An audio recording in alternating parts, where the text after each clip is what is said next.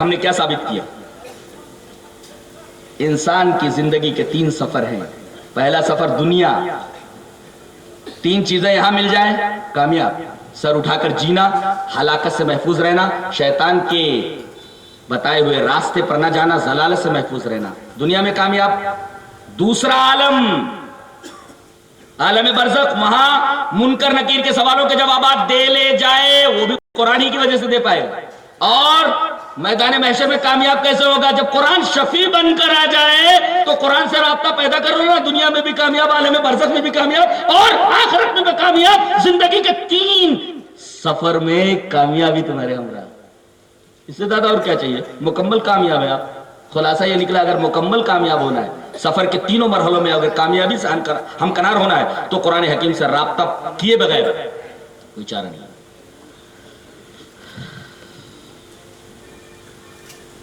اسی وجہ سے صحابہ کرام اور خود نبی کریم صلی اللہ علیہ وسلم قرآن سے کتنا ربط رکھتے تھے، کتنی محبت رکھتے تھے۔ بولوں کتنی محبت رکھتے تھے؟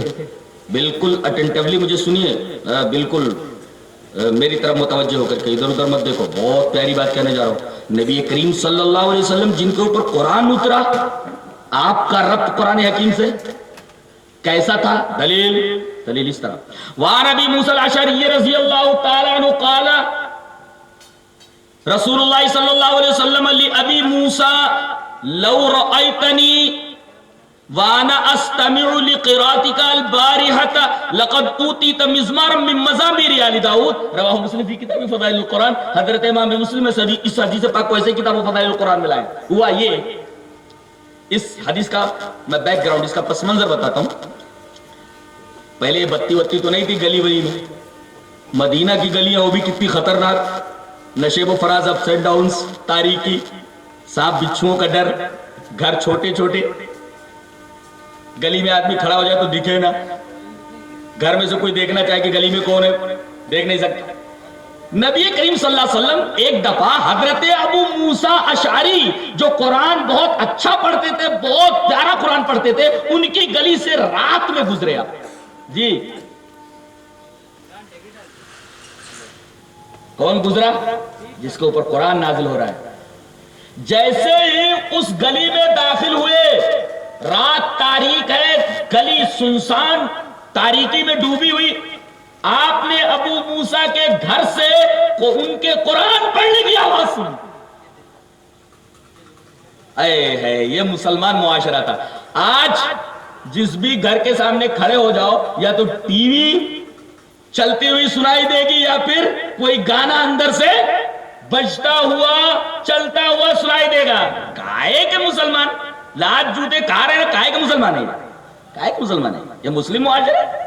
مسلم معاشرہ وہ تھا، رات کی تاریکی میں نبی نے جب یہ سنا کہ ابو موسیٰ کے گھر سے ابو موسیٰ کے قرآن پڑھنے کی آواز آ رہی ہے، کھڑے ہو گئے۔ ابو موسیٰ پڑھ رہے ہیں، ان کو معلوم نہیں کہ نبی یہاں گلی میں کھڑا ہوا ہے، اور نبی ہے کہ کھڑے ہوئے جب تک ابو موسیٰ قرآن پڑھتے رہے تب تک نبی تاریک گلی میں کھڑا رہا۔ کیا شغف تھا، کیا محبت تھی نبی کو قرآن حکیم سے۔ ابو موسیٰ اشعری اپنے گھر میں قرآن پڑھ رہے ہو تو بیٹھ کر پڑھ رہے ہیں، یہاں نبی رات کی تاریکی میں تاریک گلی میں کھڑا قرآن سن رہا ہے۔ اللہ اکبر، کلیجہ کانپ اٹھتا ہے، کلیجہ کانپ اٹھتا ہے۔ جب انہوں نے قرآن پڑھنا بند کیا تب آپ گھر تشریف لائے۔ صبح جب ملاقات ہوئی تب آپ نے فرمایا، کیا فرمایا؟ اب حدیث کا ترجمہ دیکھو، حدیث ایک بار پھر سے پڑھتا ہوں۔ عن ابی موسیٰ الاشعری رضی اللہ تعالیٰ عنہ قال رسول اللہ صلی اللہ علیہ وسلم لأبی موسیٰ لو رأیتنی وانا استمع لقراءتک البارحة لقد اوتیت مزمارا من مزامیر آل داؤد۔ رواہ مسلم فی کتاب فضائل القرآن۔ حضرت امام مسلم اس حدیث پاک کو ایسے کتاب فضائل القرآن میں لائے۔ نبی کریم صلی اللہ علیہ وسلم صبح ان سے کہہ رہے ہیں، ابو موسیٰ خود بیان کرتے ہیں، ابو موسیٰ تم نے مجھے دیکھا نہیں؟ کہا اللہ کے رسول کہاں؟ کہا لو رأیتنی، کاش کہ تم مجھے دیکھتے۔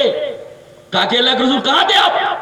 ارے کہا کہ بھائی تم قرآن پڑھ لیتے نا، میں کھڑا ہو کر سن رہا تھا۔ وانا کہ قرآن حکیم جس انداز سے بولتا ہے، دنیا کا کوئی ادیب، دنیا کا کوئی شاعر، دنیا کا کوئی صحافی، دنیا کا کوئی ادب نواز، ادب داں، کسی زبان کا ماہر اس انداز سے نہیں بول سکتا.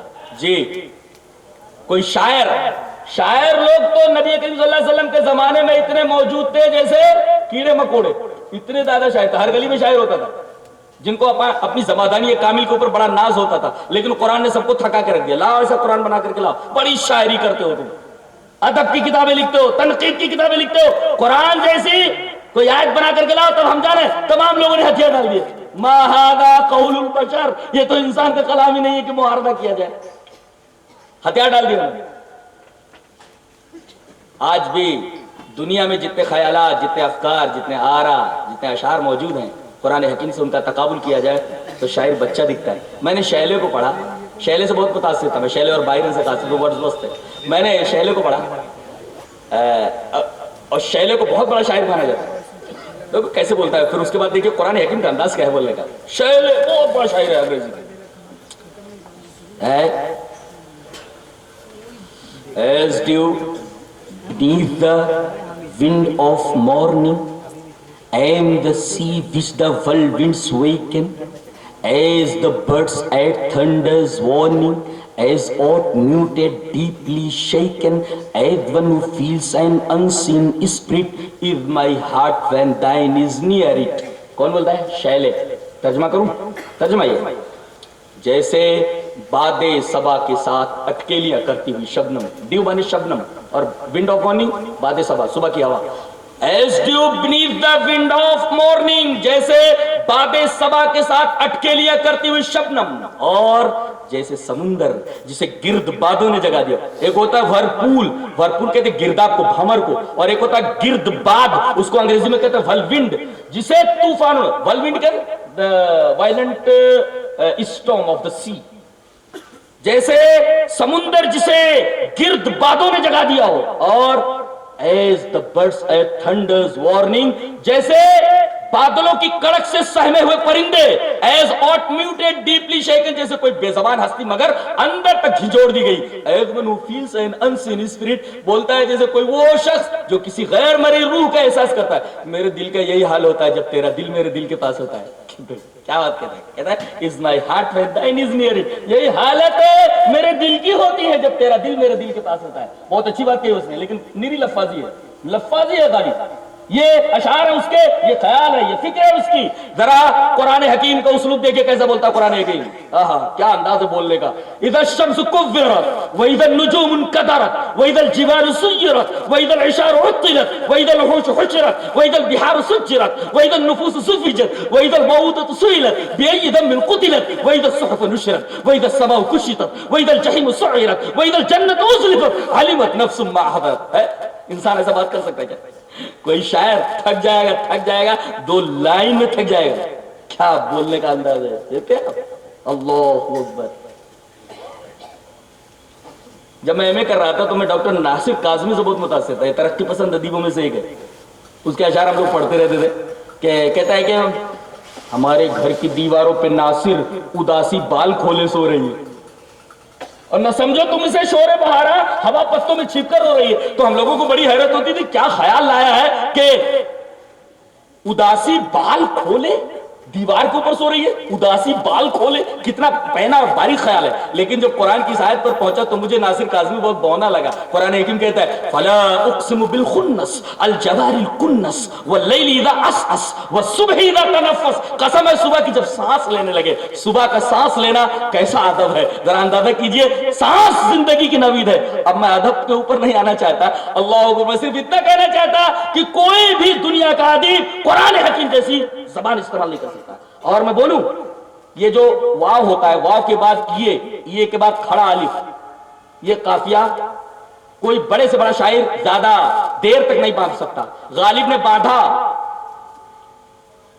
دہر میں نقش وفا وجہ تسلی نہ ہوا تو تسلی باندھا اس نے.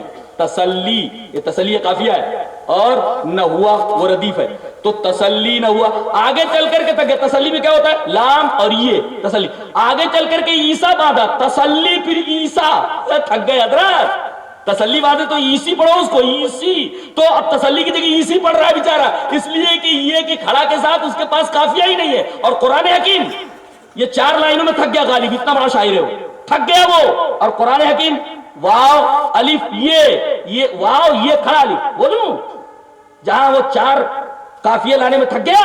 قرآن حکیم کا اندازہ بیان دیکھو. قرآن حکیم بولتا ہے وَالنَّجْمِ إِذَا هَوَىٰ مَا ضَلَّ صَاحِبُكُمْ وَمَا غَوَىٰ وَمَا يَنطِقُ عَنِ الْهَوَىٰ إِنْ هُوَ إِلَّا وَحْيٌ يُوحَىٰ عَلَّمَهُ شَدِيدُ الْقُوَىٰ ذُو مِرَّةٍ فَاسْتَوَىٰ وَهُوَ بِالْأُفُقِ الْأَعْلَىٰ ثم دنا فتدلى فكان قاب قوسين او ادنى فاوحى الى عبده ما اوحى ما زاغ البصر وما طغى لقد راى من ايات ربه الكبرى افرايتم اللات والعزى ومناة الثالثه الاخرى الكم الذكر وله الانثى تلك اذا قسمه ضيزى. اور آگے بڑھ کر کے آخر میں بھی چلو اللہ اکبر ام لم يربى بما في صحف موسى وابراهيم الذي وفى الا تزر وازره وزر اخرى وان ليس للانسان الا ما سعى وان سعيه سوف يرى ثم يجزاه الجزاء.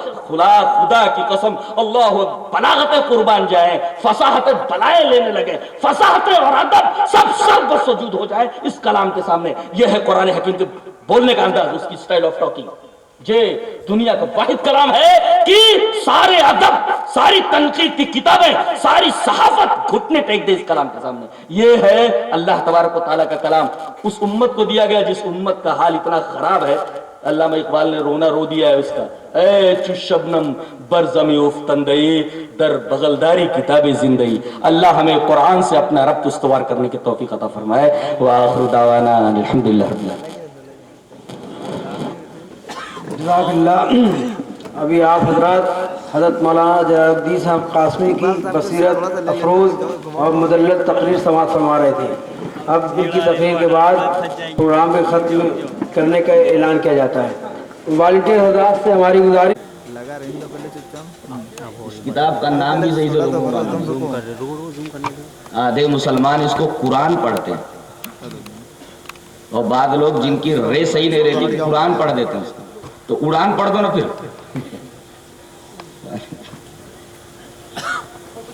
تو عظمت قرآن، اس کتاب کا نام کیا ہے؟ قرآن. قرآن، قرآن نہیں.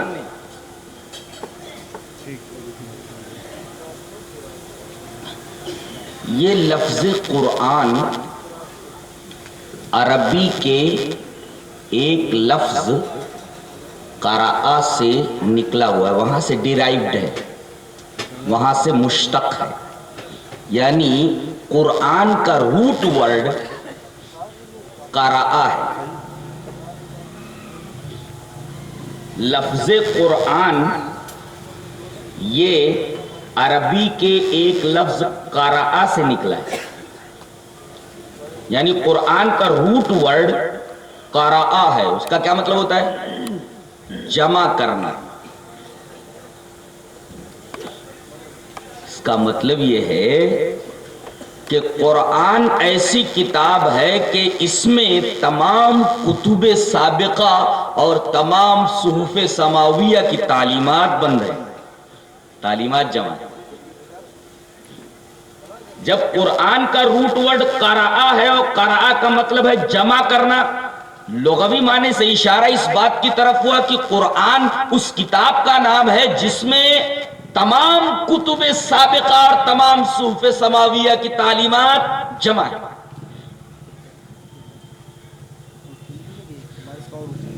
اور اس لغوی معنی کو ایک حدیث پاک سے مدلل کر لیتے ہیں. حدیث اس طرح: وان عبد اللہ بن مسعود رضی اللہ تعالی عنہ قال من اراد العلم فَلْيُثَوِّرِ الْقُرْآنَ فَإِنَّ فِيهِ عِلْمَ الْأَوَّلِينَ وَالْآخِرِينَ رواہ الطبرانی وَهَذَا حدیث صحیح. یہ حدیث صحیح ہے اور علامہ البانی نے اس کو صحیح کہا ہے اور یہ حدیث طبرانی کی ہے اور راوی حضرت عبداللہ بن مسعود ہے.